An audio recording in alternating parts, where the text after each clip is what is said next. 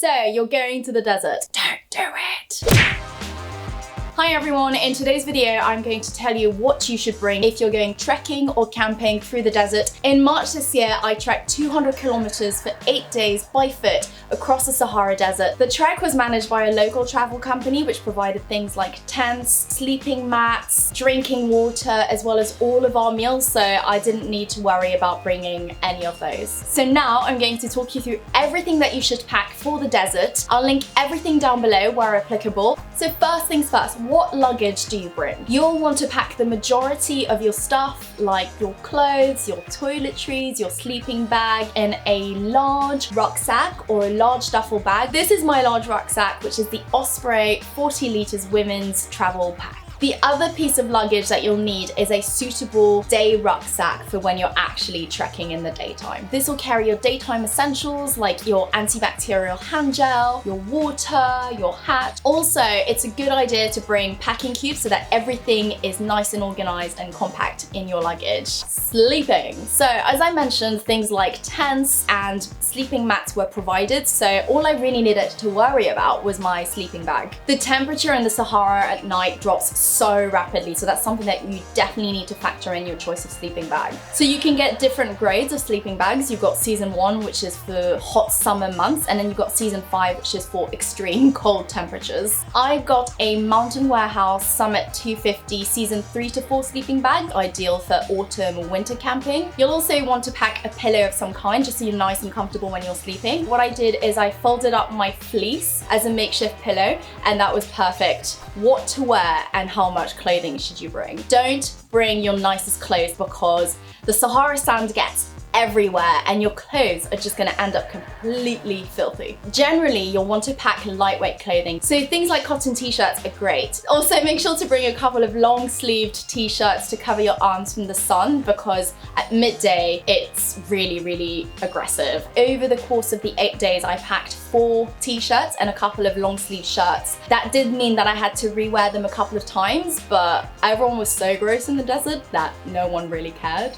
Bring lightweight trousers and shorts. I brought some very lightweight cargo trekking trousers that unzip in the middle of the leg so you can turn them into shorts. And I wore those pretty much every single day. I also brought a couple of pairs of shorts just for the evenings as a change of clothes. Bring a warm fleece or a hoodie because of how cold it gets at night. Some people even brought hats and gloves, which I think was definitely a good shout. Bring some comfy joggers or sort of PJ trousers just so you can change into that in the evenings. Underwear, the fun part. I don't know why I said that. Just bring light and loose cotton undergarments, and for the ladies, a couple of good strong bras or sports bras will do. For your dirty washing, bring some resealable plastic bags or laundry bags. Footwear, it is essential that you get this right, especially if you're walking all day. Firstly, socks. For each of the days that you're trekking, you'll need to wear a thin pair of socks, and then over that, a thick pair of wool trekking socks. And then what you do is you fold the top of the thick socks over the top of your boots, and that reduces some of the chafing as well as stops some of the sand from getting in. You'll need sturdy, stitch-seamed, well-worn-in walking boots, otherwise they will completely disintegrate in the desert. These are the boots I wore. I would say they are perfect for hiking and in the desert. However, your feet expand in the heat, so you need to make sure that you've got plenty of space around the toes,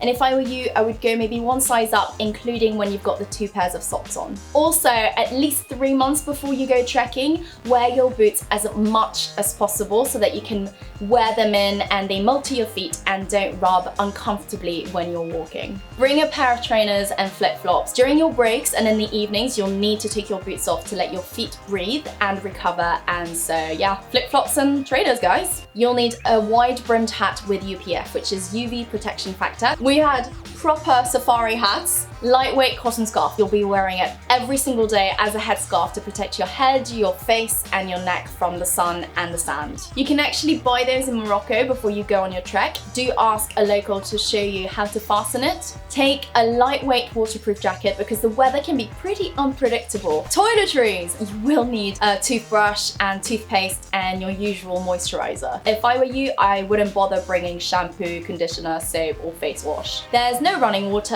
and you won't get to use them. That said, it is worth checking with your travel company what amenities will be available. Because there's no running water in the desert and no way for you to have a shower, you're more at risk of catching diseases or infections. Therefore, hygiene is of the utmost importance. Baby wipes. Lots and lots and lots of baby wipes. I brought around 6 packs of 56 baby wipes. You'll use them every single day for keeping yourself vaguely not too disgusting. Antibacterial hand gel. I brought 6 of those. Use it after every single time you go to the loo and also before and after every single time that you eat. Bring sunscreen with SPF 50+. Even if you're someone who doesn't burn easily, you still need the strongest sun protection. You'll also need after sun care or aloe vera gel to help prevent sun damage and also to reduce inflammation for after you've been in the sun. Lip balm with SPF. Your lips will dry out very quickly in the sun because of the dry wind, the sand, and the very harsh sun, so you'll need protection for that. Chances are you'll probably smell like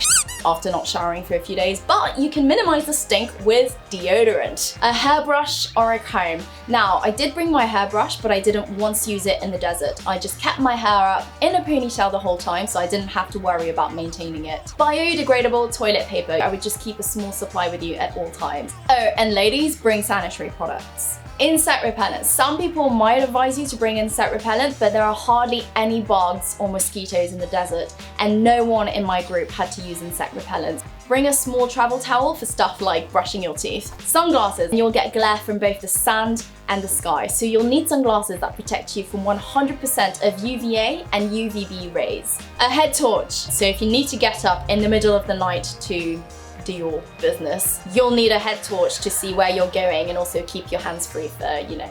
Also, bring spare batteries. High energy snacks. Trekking all day uses up a huge amount of energy, so you'll need something to keep you going between meals. Bring a camera and a spare battery. You can also bring a USB battery charger. Bear in mind that the fine Sahara sand gets in everywhere and can damage the lens, so if you can do without a retractable lens, then so much the better. I actually did bring my vlogging camera, which is a Canon G7X, except that for a couple of days the lens cover wouldn't shut properly because of the sand, so that was a bit annoying, but it's fine now. If you do bring a camera, you can do what my friend did. She covered the whole camera and lens with a resealable plastic bag. She did say that sand got it anyway, but it's better than nothing. There's no electricity in the desert, so if you do need to charge your phone or your camera batteries, bring a solar power bank. It recharges its own power in the sunlight, which is abundant in the Sahara. Duct tape. I didn't use this at all in the desert. However, for other people who weren't wearing the right footwear, their boots fell apart and they just had to duct tape their boots back together. Entertainment. It's always a good idea to bring some form of entertainment for your downtime, your breaks, and in the evenings. So things that you can do as a group. Some popular items include a bat and ball to play cricket or baseball, a football, a rugby ball, as well as a pack of cards, games, and quizzes. Also, there will be times when you just need some alone time, so bring things like a good book, some headphones, and download a Spotify playlist or a podcast to your phone. Chances are you'll probably have medically trained staff on your trip, but it's always a good idea to bring a personal first aid kit, and I'll talk you through what you need. Bring antiseptic like liquid Dettol and painkillers like paracetamol or ibuprofen just in case. Adhesive fabric dressings or plasters. Don't bring the plasticky waterproof plasters because they'll just fall off, so make sure that it's made of fabric. Bring lots of blister plasters like competes. It's very likely that if you're trekking all day, you're going to get blisters. You'll also want to bring zinc oxide tape. It's great at helping to prevent blisters. Now for the glamorous stuff. Diarrhea tablets. Anyways. So because of the lack of running water to shower or wash your hands, there's always a risk of catching a stomach bug. Rehydration sachets, bring 2 per day. It's so easy to get dehydrated in the desert, and so it's a good idea to have rehydration powder every single day. Just put it in your water bottle and you're good to go. Oh, and speaking of water bottles, check with your travel company that they are providing drinking water. Don't bring refillable water bottles because that is a festering ground for bacteria and for you to get sick. If bottled water is provided, make sure to take empty bottles with you to be recycled so you don't, you know, litter the Sahara. Your travel documents. Bring your passport, obviously. Don't forget your air travel documents and travel insurance. For money, bring US dollars or euros in cash that you can exchange in Morocco quite easily because the Moroccan dirham is only available in that country. And finally, bring a credit or debit card in case of emergencies. And that is it for my video and my ultimate guide for what to pack for the desert. If you have any questions or any tips, or if you've been to the desert, then let me know in the comments down below. Don't forget to subscribe and turn on the notification bell, and also make sure to follow me on Instagram. Thanks so much for watching, guys, and I'll see you in my next video.